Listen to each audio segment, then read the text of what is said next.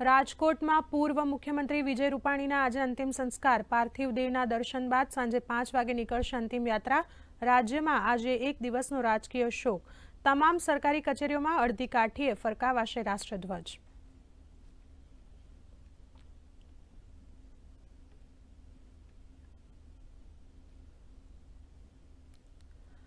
અમદાવાદ વિમાન દુર્ઘટનામાં અત્યાર સુધીમાં 80 લોકોના ડીએનએ થયા મેચ। 33 મૃતદેહ પરિવારજનોને સોંપાયા। પરિવારજનોનો સંપર્ક સાધવાથી લઈ મૃતદેહોની સોંપણી સુધીની સમગ્ર પ્રક્રિયા માટે સ્વજન દીઠ અલાયદી ટીમની કરાઈ ફાળવણી।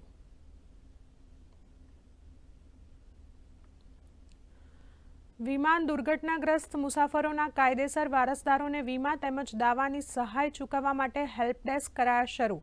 જિલ્લાના વહીવટીતંત્ર દ્વારા વીમા ચૂકવણીમાં સહાયરૂપ થવા નોડલ અધિકારીઓની નિમણૂક।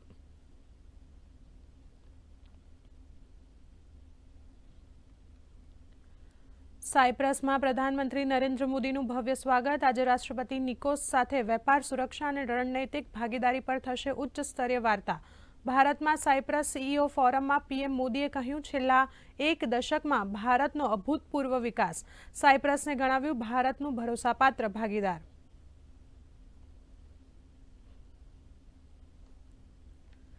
આજે દેશમાં વસ્તી ગણતરી કરાવવા માટે નોટિફિકેશન થશે જાહેર। આ વખતે જાતિગણ વસ્તી ગણતરી પણ થશે સામેલ। મોબાઈલ એપ્લિકેશનના ઉપયોગથી ડિજિટલ માધ્યમથી થશે વસ્તી ગણતરી।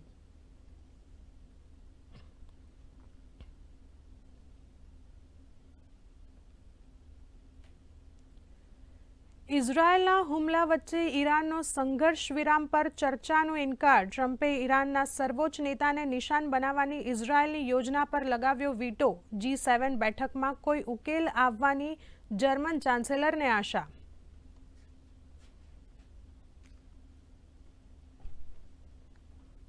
દેશના અનેક રાજ્યોમાં વાતાવરણમાં આવ્યો પલટો। દેશના પશ્ચિમ વિસ્તારમાં વાવાઝોડું અને વરસાદનું એલર્ટ જાહેર, જ્યારે દેશના દક્ષિણ વિસ્તારમાં ભારે વરસાદનું રેડ એલર્ટ જાહેર। મહારાષ્ટ્રના પુણેમાં ઇન્દ્રાણી નદી પરનો પુલ ધરાશાય થતાં 4 લોકોના મોત તો 51 લોકો ઘાયલ। અને રાજ્યમાં છેલ્લા 24 કલાકમાં 130 તાલુકામાં નોંધાયો વરસાદ। સૌથી વધુ વડોદરાના ડભોઈમાં 6 ઇંચ વરસાદ, છોટાઉદેપુરના સંખેડામાં 5 ઇંચ, સુરતના ઉમરપાડામાં અને વલસાડના ઉમરગામમાં 3.5 ઇંચ વરસાદ, 14 તાલુકામાં 2 ઇંચ તો 36 તાલુકામાં 1 ઇંચથી વધુ વરસાદ।